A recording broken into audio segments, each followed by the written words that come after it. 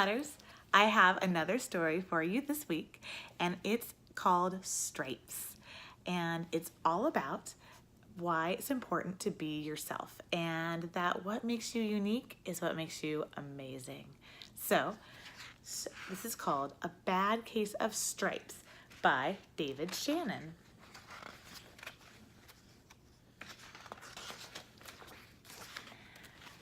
It's a big book.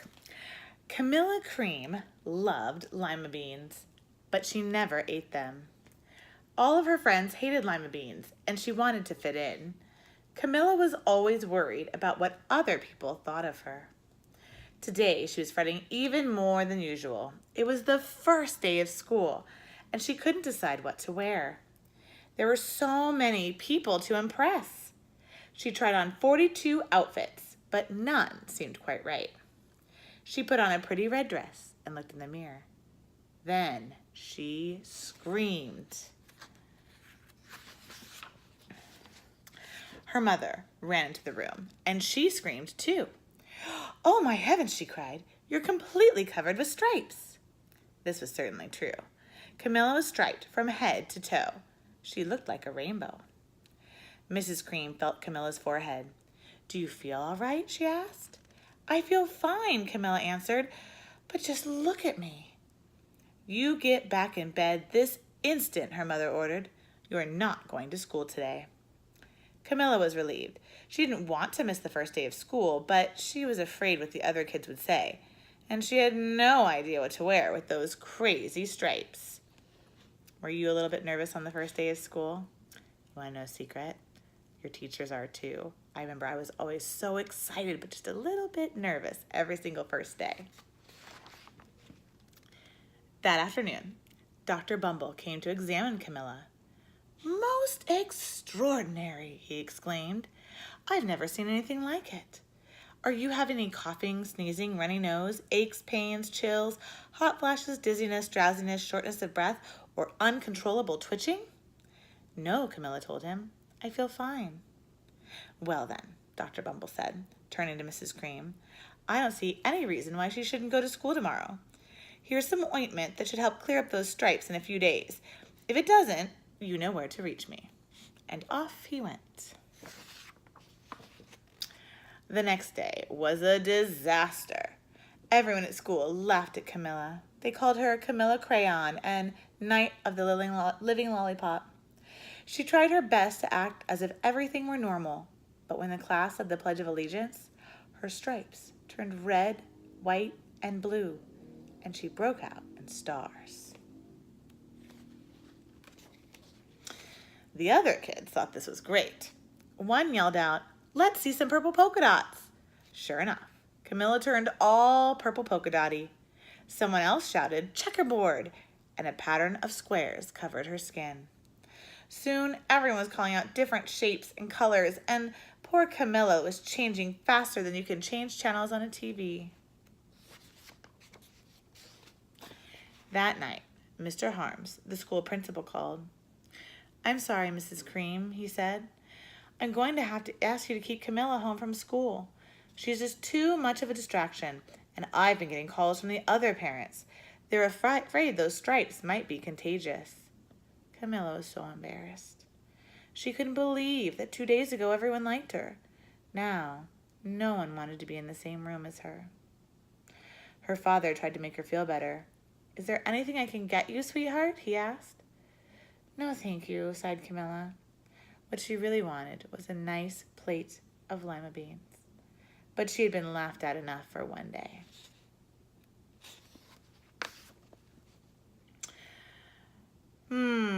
Well, yes, I see," Dr. Bumble mumbled when Mr. Cream phoned the next day. "I think I better bring in the specialists. We'll be right over." About an hour later, Dr. Bumble arrived with 4 people in long white coats. He introduced them to the Creams. "This is Dr. Grop, Dr. Sponge, Dr. Cricket, and Dr. Young." Then the specialists went to work on Camilla. They squeezed and jabbed, tapped, and tested. It was very uncomfortable. "Well, it's not the mumps," concluded Dr. Grop. "Or the measles," said Dr. Sponge. "Definitely not chicken pox," put in Dr. Cricket. Or sunburn, said Dr. Young. Try these, said the specialists. They each handed her a bottle filled with different colored pills. Take one of each before bed, said Dr. Grop. Then they filed out the front door, followed by Dr. Bumble.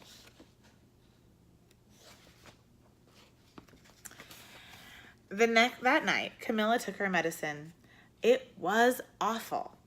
When she woke up the next morning, she did feel different, but when she got dressed, her clothes didn't fit right. She looked in the mirror, and there, staring back at her, was a giant multicolored pill with her face on it.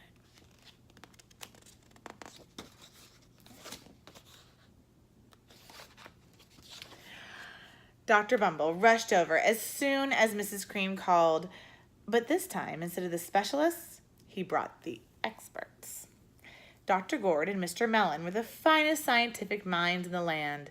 Once again, Camilla was poked and prodded, looked at and listened to. The experts wrote down lots of numbers. Then they huddled together and whispered. Dr. Gord finally spoke. It might be a virus, he announced with authority. Suddenly, fuzzy little virus balls appeared all over Camilla. Or possibly some form of bacteria, said Mr. Mellon. Out popped squiggly little bacteria tails. Or it could be a fungus, added Dr. Gord. Instantly, Camilla was covered with different covered fungus blotches. The experts looked at Camilla, then at each other. We need to go over these numbers again back at the lab, Dr. Gord explained. We'll call you when we know something. But the experts didn't have a clue, much less a cure. By now, the TV news had found out about Camilla. Reporters from every channel were outside her house, telling the story of the bizarre case of the incredible changing kid. Soon, a huge crowd was camped out on the front lawn.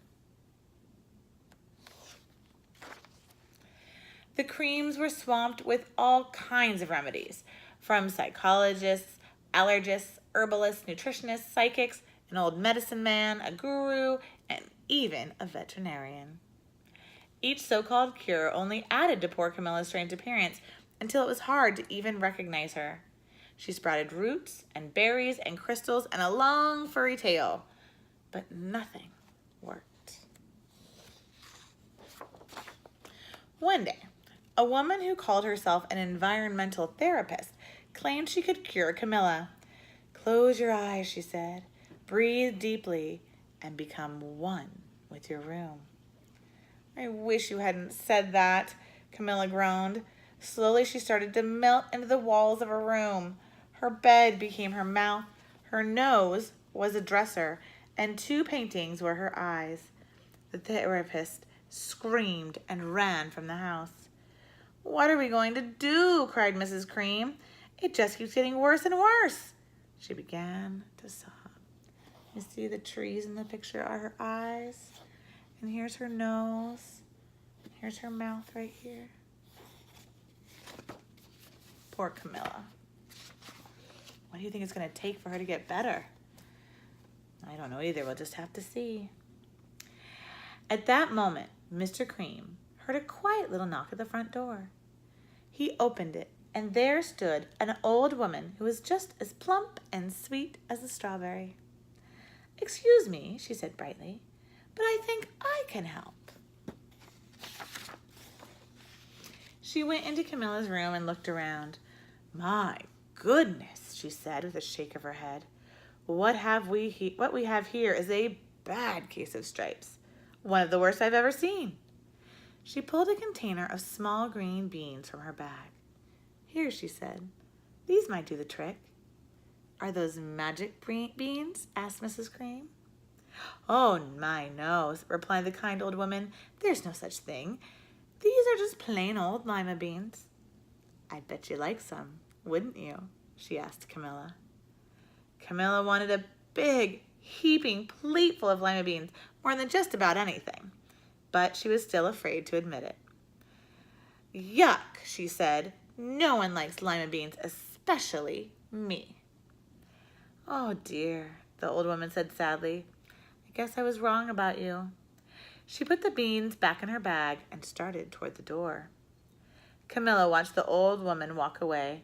Those beans would taste so good. And being laughed at for eating them was nothing compared to what she'd been going through. She finally couldn't stand it. Wait, she cried. The truth is, I really love lima beans. I thought so, the old woman said with a smile. She took a handful of beans and popped them into Camilla's mouth. Mmm, said Camilla.